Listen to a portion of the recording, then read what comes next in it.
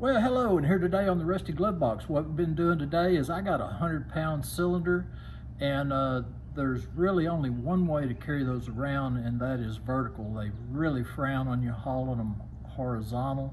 So I made a bracket to fit into my receiver hitch, and this is what it looks like. Well, here's what I made, and this is 1/4-inch angle. It's pretty heavy stuff. It's just something that I had around the house. And what I did is I made a frame that on the inside diameter was about 15.5 square, because the propane cylinder, I believe, is like 14.5, something like that, 14 to 15. And so I made the lower frame like that. I used a 2.5-inch pipe. That's something I had on hand, and a little piece of 1.5-inch angle.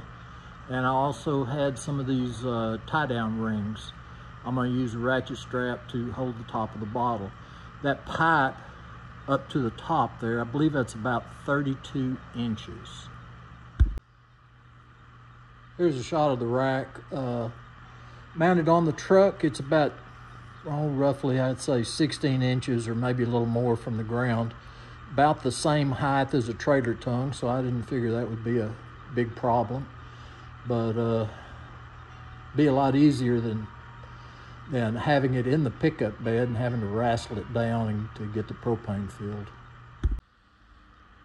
And here's what the cylinder looks like mounted and tied down on the back of the truck. I've got that conspicuity tape around the bottom, just in case somebody walks around the back of the truck and it's not a shin buster or something like that.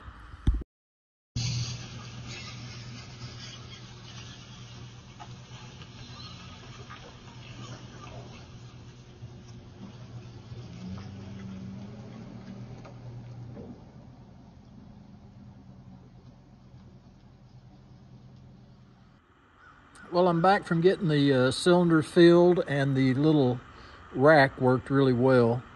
It took 2 of them to lift the cylinder up because it gets pretty heavy when they fill it full of propane. It's about 80% full. That's all they'll fill it. But what I'm going to do to get it off the back of the truck is I'm going to get my tractor and a chain, and I'll lift it up off there. Well, this is the easiest way for me to get it off the back of the rack. So anyway, I'll move it back, and then I'll be able to use a dolly to get it over there to the house.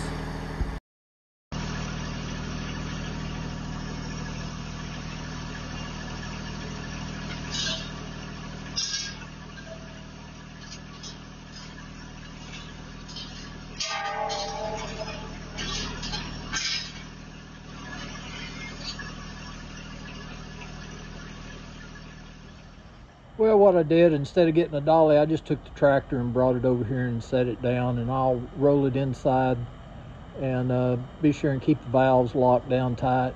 And when I need it to power my generator, I'll fire it up.